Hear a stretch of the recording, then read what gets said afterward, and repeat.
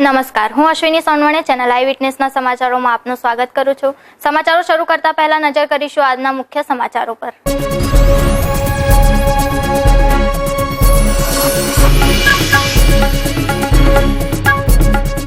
જીએસટીના વિરોધમાં Surat textile market સજ્જડ બંધ રહ્યું, જિલ્લા કલેક્ટરને અપાયું આવેદન।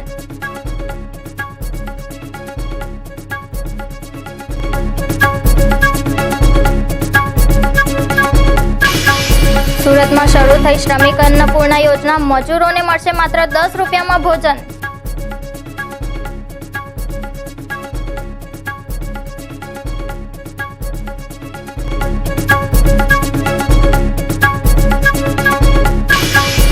અલ્ટાન ટેનામેન્ટના પાઇપોમાં ભંગાણને પગલે રોજ થતો સેંકડો લીટર પાણીનો બગાડ।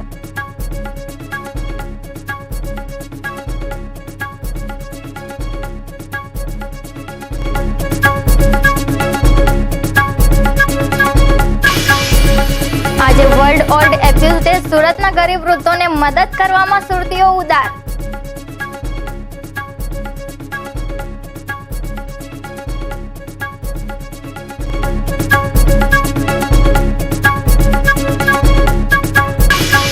અને MBBS એન્ટ્રન્સ એક્ઝામિનેશન 2017નું પરિણામ જાહેર, સુરતની નિશિતા આખા દેશમાં પ્રથમ।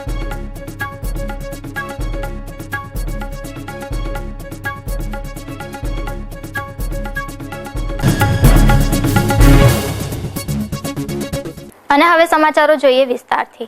જીએસટીમાંથી મુક્તિ મેળવવા વેપારીઓ આજે હડતાલ પર ઉતર્યા હતા। શહેરની 165 માર્કેટના 75,000થી વધુ વેપારીઓ સજ્જડ બંધમાં જોડાયા હતા, જેથી કાપડ માર્કેટ વર્ષ 2002 બાદ 15 વર્ષે આજે ફરીથી હડતાળમાં બંધ રહ્યું હતું। બંધના પગલે પોલીસ દ્વારા ચુસ્ત બંદોબસ્ત ગોઠવી દેવામાં આવ્યો હતો। તે દરમિયાન ટેક્સટાઇલ જીએસટી સંઘર્ષ સમિતિના હોદ્દેદારો કલેક્ટર કચેરીએ આવેદન પાઠવવા પહોંચ્યા હતા।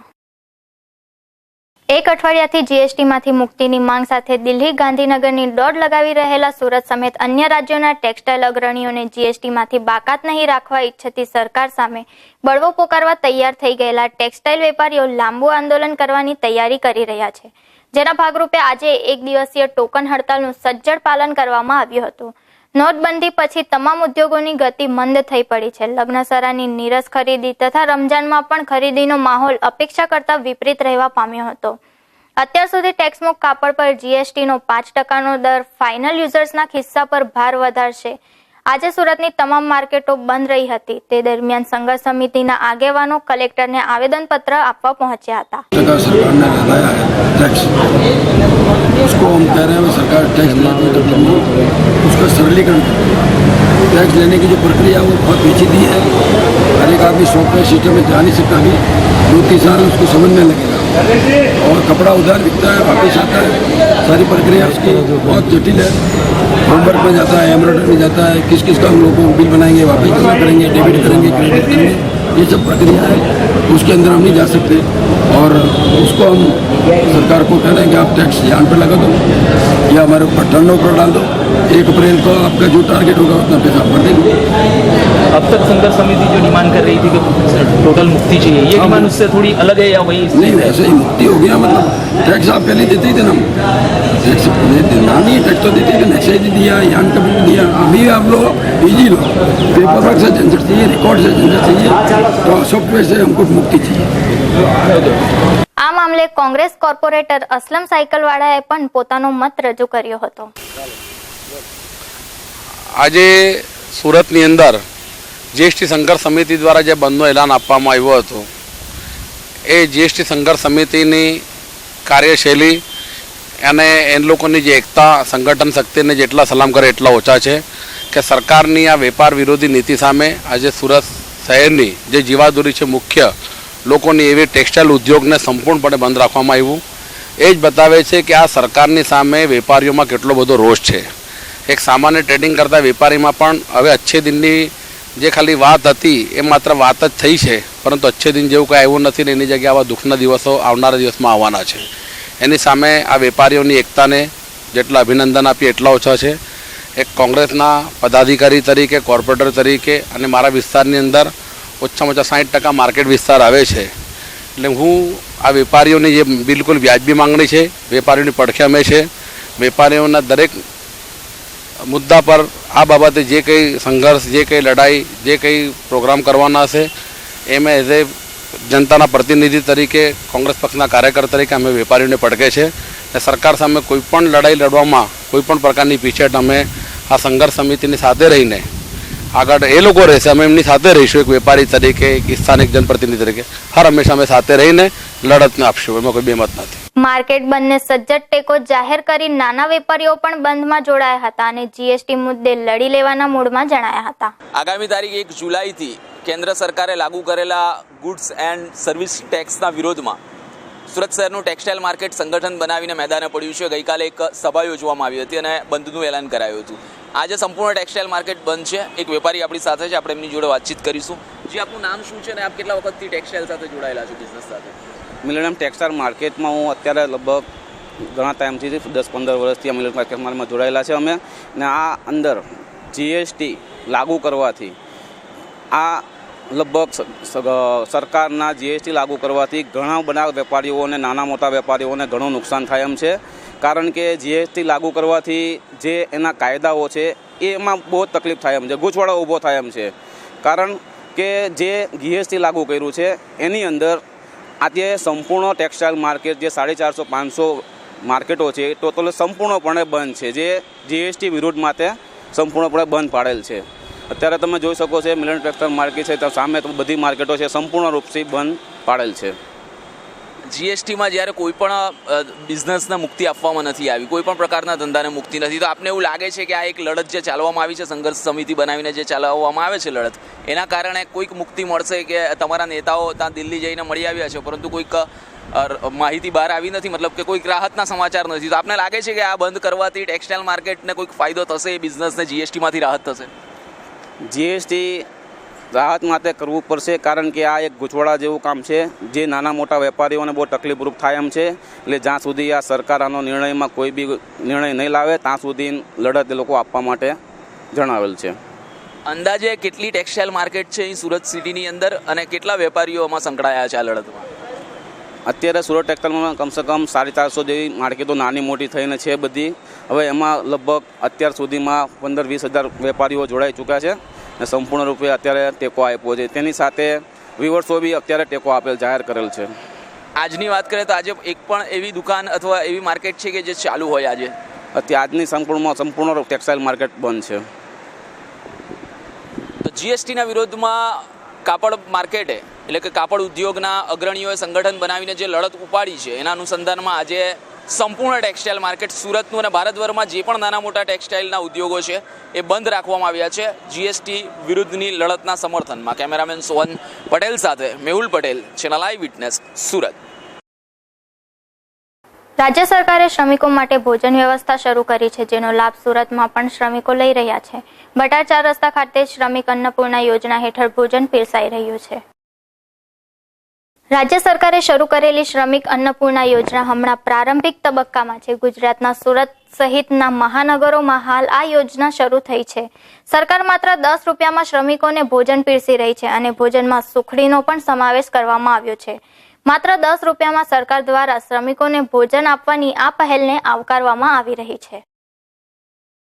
અલથાણ ટેનામેન્ટ રીડેવલપ થવાના હવે ગણતરીના દિવસો જ બાકી રહી ગયા છે, ત્યારે આ વિસ્તારમાં પ્રતિદિન સેંકડો લીટર પાણી વ્યર્થ જઈ રહ્યું હોવાના દ્રશ્યો કેમેરામાં કંડારાયા છે. હાલ અલથાણ ટેનામેન્ટના મોટા ભાગના મકાન માલિકો ઘર છોડીને જતા રહ્યા છે. જો કે પાણીના વ્યર્થ જવાની કોઈને દરકાર નથી એવું લાગી રહ્યું છે. ભટાર ખાતે આવેલા અલથાણ ટેનામેન્ટમાં હાલ C1 થી લઈને C7માં લોકો વસવાટ કરી રહ્યા છે. દિવસના મહાનગરપાલિકા દ્વારા સવારે 7 થી 9 એમ 2 કલાક સુધી પાણી આવે છે, જ્યારે બપોરે 2 થી 4 2 કલાક પાણી આવે છે. આ દરમિયાન ઘરોના નળના લીકેજ અને લાઈનોમાં લીકેજના ફુવારા પણ ઉડે છે. પાણીના વ્યર્થ જવાથી લોકો પણ અહીં બિલ્ડરો દ્વારા રિપેરિંગની રાહ જોઈ રહ્યા છે. જે ખાલી કરીને ગયા છે ને તે પાઇપલાઇનો બી કાઢીને, જે પાઇપલાઇન છે ને તે બી કાઢીને લઈ ગયા છે. અડધા જણ નળ મૂકીને ગયેલા છે, ગટર ભરાય છે, બધો જેમ ખાલી કર્યા ને તેમ કચરો નાખીને બી ગયેલા છે. કયો વિસ્તાર છે અને કયું ટેનામેન્ટ છે? C5 અને C4 મિક્સ છે. અને આ બધા ટેનામેન્ટ આ જ પ્રકારની સમસ્યા છે? હા, બધી જગ્યાએ આવી રીતે ખુલ્લા જ મૂકેલા છે. આવી ખરાબ કહેવાય, કારણ કે બીજાને તકલીફ થાય છે. જ્યાં પાણી નથી ને ત્યાં પૂછો કે શું છે. કોઈ મેસેજ આપવા માંગો છો પાણી વિશે? પાણી વિશે એ મેસેજ આપવામાં જો પાણી બચાવો, કારણ કે પાણીની બીજાને બહુ જરૂરત છે. આપણે ટેનામેન્ટમાં રહેલા છે આપણાને નહીં દેખાય, પણ બીજાઓને બહુ જરૂરત છે પાણીની. સોનુબેન, આપણે અહીંયા શું સમસ્યા છે? અને અહીં અમે મીડિયાના કારણથી બોલું છું કે અહીંયા બધા ટેનામેન્ટમાં પાણી આવી રીતના જ વેસ્ટ થાય છે, એટલે પાણીનું બગાડ નહીં કરો. કેટલા ટેનામેન્ટો છે? 11 ટેનામેન્ટ છે. ટેનામેન્ટમાંથી અમુક તો તૂટી ગયા છે, પરંતુ અત્યારે જે હયાત પાંચ ટેનામેન્ટ છે, 1 થી 5. પાણીનો બગાડ કેવી રીતે થઈ રહ્યો છે? આ તો હવે દરરોજનું જ કામ છે, ત્યાંથી તૂટેલા છે. જાતિથી પાણી બગાડ થાય છે કે લોકો ત્યાંથી કરીને જાય છે? તૂટ પાઇપ કાપીને લઈ ગયેલા છે ઘરમાંથી.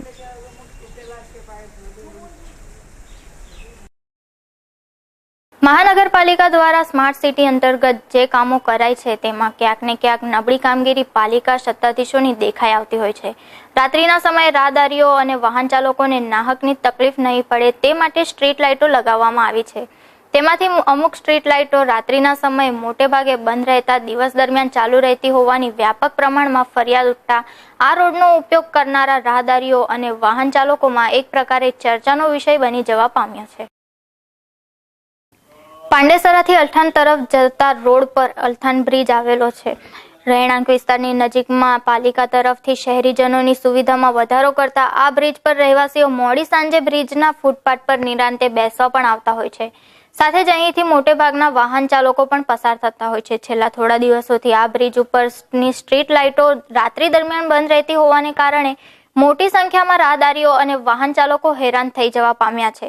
ગુરુવારના રોજ ફરીથી આ સ્ટ્રીટ લાઇટો દિવસ દરમિયાન ચાલુ દેખાઈ આવતા સ્થાનિક રાહદારીઓ અને વાહન ચાલકોમાં ચર્ચાનો વિષય બની જવા પામ્યો છે. આમ પણ પાલિકાની કામગીરીની પોલ પ્રથમ સામાન્ય વરસાદી ઝાપટાએ ખોલી નાખી હતી.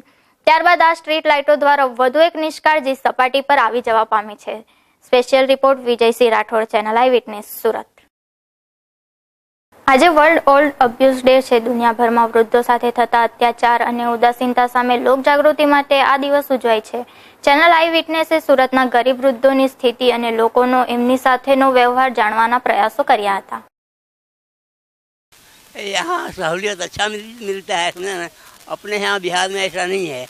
और यहाँ क्या था कि एक तो उम्र मेरा 82 है, 82. और ये घुटना में स्टील डाला हुआ है और ये सांदा गिर गया था दादर से, तो ये खुल गया था, तो देव हड्डी के साथ 2 स्टील जोड़ा हुआ है. आप कहीं पे भी चलने घूमने निकलते हो या चलते उठते हो तो कोई आपको मदद कर देता है? मेरे जैसा नौजवान या कोई ऐसा मदद मिलती है आपको इधर उधर? है वैसे तो मदद यहाँ की पब्लिक गए ठीक है. और सहूलियत भी हम मंदिर में बैठते हैं, आराम से खाना पीना मिल जाता है, खर्च बढ़ चल रहा है, इलाज भी हम उसी से करा रहे हैं. મદદ કરે. સામે રોડ ક્રોસ કરવો તો હાથ પકડીને લઈ જાય. મને તેનો અનુભવ થઈ ગયો છે. અહીં રસ્તા અહીંયા આવું ને તો કાકા ઉભા રહ્યો, હાથ પકડે મારો અને મને રોડ ક્રોસ કરાય. કોઈ કડવા અનુભવ થયા ખરા? ના, કડવો પબ્લિકની પાસે તમે મદદ માંગી? મેં માગી નથી ને હું માગતો નથી. આપે તો મદદ કરીને કે કંઈક બીજા કામ માટેની મદદ, કે રસ્તો ક્રોસ કરાવો, આ કરાવો, એવું કંઈક લિફ્ટ માંગી લીધી હોય. પબ્લિકનું કેવું એટીટ્યુડ હોય છે મોટી ઉંમરના વ્યક્તિઓ માટે? મારા જેવું સારું છે ભાઈ. તમને સારો અનુભવ છે? હું તમને મૂકું મને આમ છે તો તમે મને મદદ કરો તો મારા સારા જ ગણવાના, બરોબર? એટલે આપણે તો એવું છે ભાઈ. क्या नाम है आपका? उम्र कितनी है आपका? दौलत भाई. कितना उम्र है? 63. दौलत भाई, जो जवान लोग रहते हैं जिनका उम्र कम रहता है, आप कहीं पे घूमने फिरने निकलते हो, कहीं पे जाते हो, कोई मदद की जरूरत हुई तो लोग करते हैं मदद? घूमने फिरने मतलब रास्ता क्रॉस करवा दिया, कुछ हेल्प कर दिया, ऐसा कुछ? हाँ, कोई मदद करते हैं, ऐसा कोई ये नहीं है, लेकिन कोई जल्दी में रहते हैं तो वो भाग जाते हैं. तो फिर आपका अपमान वगैरह कभी हुआ है? कुछ नहीं, अपमान कर दे, ये ऐसा कुछ नहीं, ऐसा कोई बात. सूरत में लोग अच्छे हैं? हाँ, मदद अच्छा है सूरत में लोग. All India institute of medical science દ્વારા 28 મેના રોજ લેવાયેલી MBBS એન્ટ્રન્સ એક્ઝામિનેશન 2017નું ગુરુવારે પરિણામ જાહેર કરાયું છે. દેશભરમાં આવેલી એઇમ્સની 7 કોલેજમાં પ્રવેશ માટે લેવાયેલી એક્ઝામમાં દેશભરમાંથી 2,84,737 સ્ટુડન્ટ જોડાયા હતા, જેના પરિણામમાં સુરતનો ડંકો વગાડતા નિશિતા પુરોહિતે પ્રથમ ક્રમ મેળવ્યો છે. એમ્સ દ્વારા લેવાયેલી પરીક્ષામાં દેશભરમાં પ્રથમ રહેનારી નિશિતા પુરોહિતે ચાલુ વર્ષે લેવાયેલી CBSEની ધોરણ 12ની પરીક્ષામાં પણ ઝળહળતી સિદ્ધિ મેળવી હતી.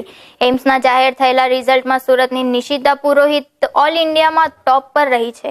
નિશિતાએ ધોરણ 12 CBSEમાં 91.4% મેળવ્યા છે. નિશિતાને બાસ્કેટબોલ રમવાનો ખૂબ જ શોખ હતો અને નેશનલ प्लेयर रह चुकी है. हाँ, मैंने जो मतलब इंडिया में जो सबसे बेस्ट मेडिकल कॉलेज है एम्स, उसकी जो एंट्रेंस एग्ज़ाम हुई उसमें मैंने मतलब फर्स्ट रैंक हासिल किया. आपने कहाँ से पढ़ाई की इसके लिए?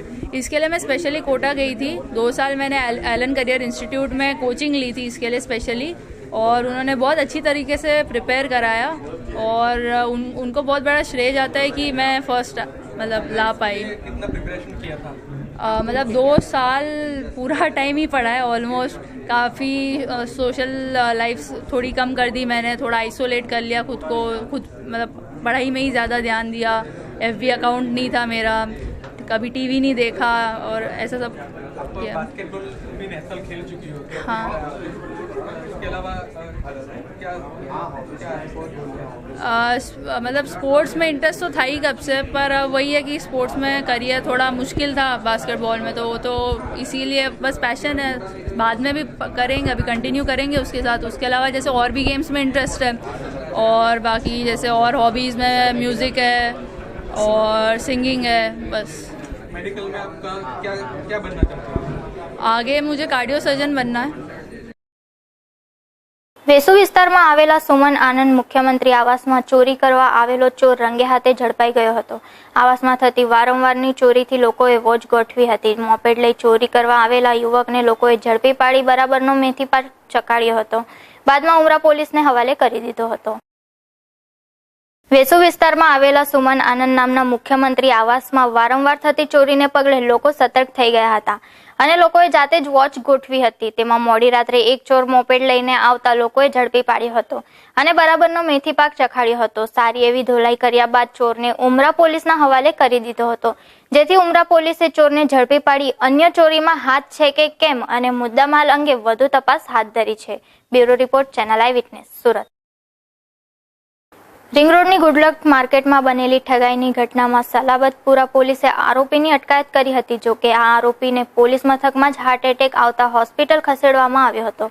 જોકે આરોપીની પત્નીએ સામો આક્ષેપ કર્યો હતો અને પોતાનો પતિ નિર્દોષ હોવાની કેફિયત રજૂ કરી હતી. મારા જયાબેન ધનંજયભાઈ સોની જાંગીરપુરા રહું છું. નેત્રપેલ સિંહ સાથે અમારી પાર્ટનરશિપ થયેલી. બધે અમારે જાન્યુઆરી મહિનામાં એને અમારા પર કેસ કર્યો કે અમે ચીટિંગ કરી, પોતે એને ચીટિંગ કરી છે અને પોલીસવાળા ફરિયાદ ખોટી ફરિયાદ દાખલ કરે છે 6 મહિનાથી.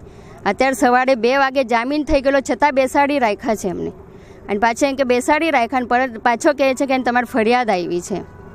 તો એ પોતે ફરિયાદ કરવાની આવે તો કેવી રીતના પોલીસવાળા ફરિયાદ લે છે એ લોકોને?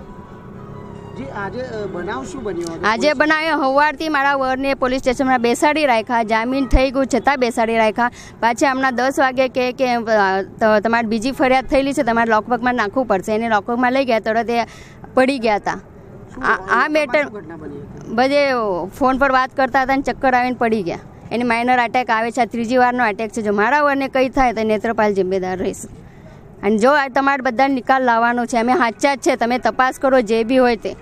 તમે ક્યાં રજૂઆત કરી છે? અમે કમિશનર કચેરીમાં રજૂઆત કરેલી, સલાબાદ પોલીસ સ્ટેશનમાં ફરિયાદ કરી, પણ અમારી ફરિયાદ કોઈ લેતું નથી. હાર્દિક પટેલ હાઈકોર્ટના આદેશ મુજબ 20મા ગુરુવારે ક્રાઇમ બ્રાન્ચમાં હાજરી પુરાવા પહોંચ્યો હતો. બાદમાં મીડિયા સાથેની વાતચીતમાં હાર્દિકે જણાવ્યું હતું કે મહેસાણામાં કસ્ટોડિયલ ડેથમાં આરોપીઓની ધરપકડ અને બાદમાં રિમાન્ડ સોંપવામાં આવ્યા છે, ત્યારે હવે યુવકના મૃતદેહની અંતિમ ક્રિયા કરી દેવી જોઈએ. આ પરિવાર સાથે 2-3 વાર વાત થઈ હોવાની વાત હાર્દિકે વધુમાં કરી મધ્યપ્રદેશની સ્થિતિનો ચિતાર વર્ણવ્યો હતો. હાર્દિક પટેલે મહેસાણામાં થયેલા કસ્ટોડિયલ ડેથ વિશે જણાવ્યું હતું કે 3 આરોપીઓની ધરપકડ અને ત્યારબાદ તેમના રિમાન્ડ પણ મેળવી લેવામાં આવ્યા છે, ત્યારે હવે યુવકના મૃતદેહની અંતિમ ક્રિયા કરી દેવી જોઈએ. હવે વિરોધ કરવાનો કોઈ મતલબ નથી અને આગળની લડાઈ ચાલુ રાખવી જોઈએ. તમામ લોકો યુવકના પરિવારની સાથે છે, વકીલો પણ સાથે છે, પાસ પણ સાથે છે. પોતાની 2-3 વાર તેમના પરિવાર સાથે વાત થઈ હોવાનું પણ જણાવ્યું હતું. મધ્યપ્રદેશની અંદર જે ઘટના બની એ પછી ગુજરાતની અંદર પણ ખેડૂત સમાજની અંદર રોષ છે અને એક નવા આંદોલનની પ્રક્રિયા શરૂ થઈ રહી છે. તો સમગ્ર ગુજરાત ખેડૂતોના હિત માટે છે. વાત થઈ છે ખેડૂતોના દેવા માફીને અને યોગ્ય ભાવ મળે, વળતર મળે અને જે વીજળીનો પુરવઠો પૂરો પાડવામાં આવે તો એ મુદ્દે જે ગુજરાતની અંદર ખેડૂત આંદોલન છે તો સમગ્ર ગુજરાત સાથે છે. દર 1 વર્ષે કે 2 વર્ષે જ્યારે પણ પ્રક્રિયા શરૂ થતી હોય ત્યારે ખેડૂતોનો દેવું માફ થવું જોઈએ. આ મુદ્દે તમામ ગુજરાતના યુવા સંગઠનો સામાજિક સંગઠનો હોય તમામ લોકો સાથે મળીને લડશે.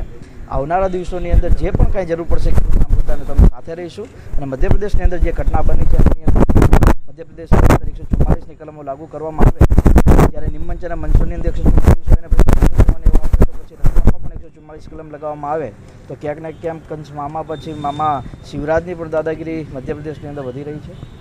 મહેસાણામાં જે રીતના વિરોધ ચાલી રહ્યો છે, પોલીસ દ્વારા આરોપીઓની ધરપકડ દ્વારા પણ રિમાન્ડ છતાં બી વિરોધ જારી છે. દેખો ક્યાંક ને ક્યાંક મહેસાણાની ઘટના અને એ પછી હતા કૃષ્ણનગર, અમદાવાદની અંદર જામનગર, 3 ઘટનાઓ ગુજરાતની અંદર ક્યાંક ને ક્યાંક કાયદા વ્યવસ્થા પર સવાલ ઊભા કરી રહી છે. મહેસાણાની અંદર જે ઘટના બની છે તો હું એવું માનું છું કે જે સીડી આપવાની બાબત હતી એ પછી કોર્ટની અંદર એની કાર્યવાહી અને એ પછી તારીખો આપવી તો ક્યાંક ને ક્યાંક રાજકીય રોટલા સરકાર દ્વારા શીખવાની અંદર આવી રહ્યા છે. અને મેં પહેલાં પણ કહ્યું કે આની અંદર જૂથબંધી કામ કરી રહી છે કે નીતિનભાઈને ક્યાંક ને ક્યાંક આની અંદર કઈ રીતે પાછા પાડી શકાય એના માટે અમિત શાહ રોલ ભજવી રહ્યા છે.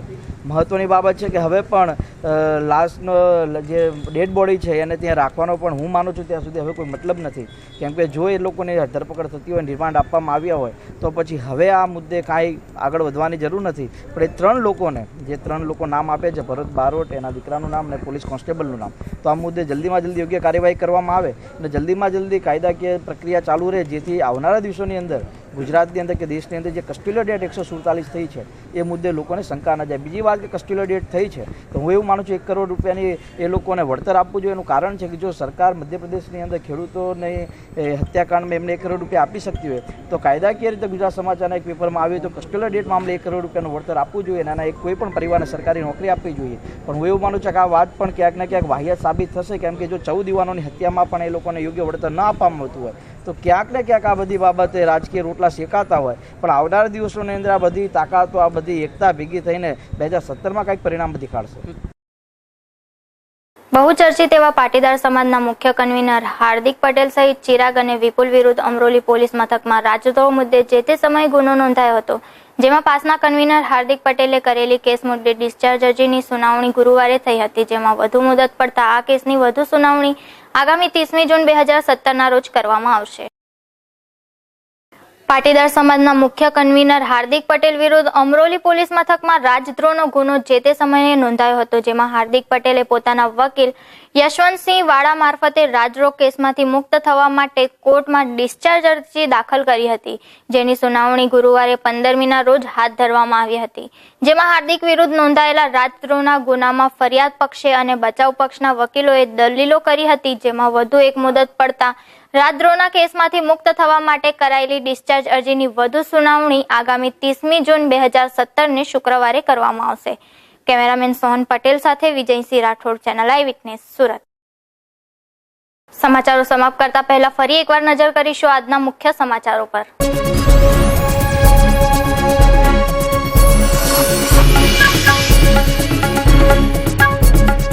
જીએસટીના વિરોધમાં સુરત ટેક્સટાઇલ માર્કેટ સજ્જડ બંધ રહ્યું. જિલ્લા કલેક્ટરને અપાયું આવેદન.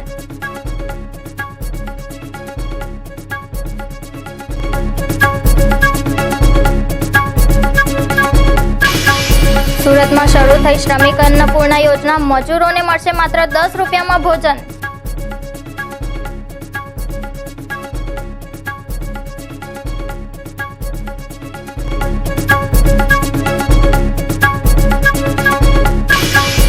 અલથાણ ટેનામેન્ટના પાઇપોમાં ભંગાણને પગલે રોજ થતો સેંકડો લીટર પાણીનો બગાડ.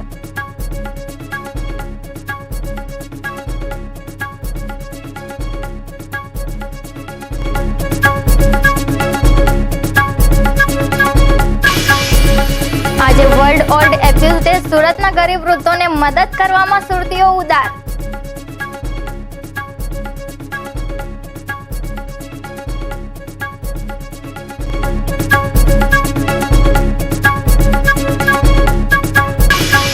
અને MBBS એન્ટ્રન્સ એક્ઝામિનેશન 2017નું પરિણામ જાહેર. સુરતની નિશિતા આખા દેશમાં પ્રથમ.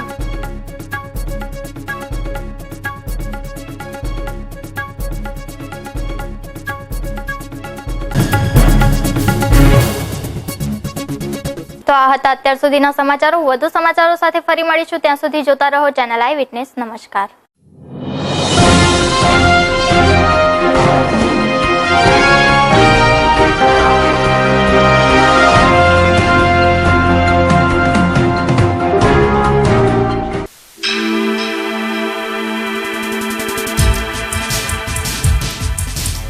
Eyewitness, eyewitness, eyewitness, eyewitness.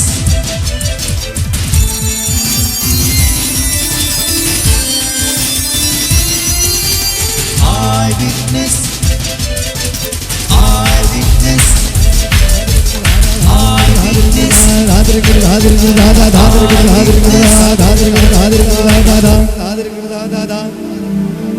eyewitness.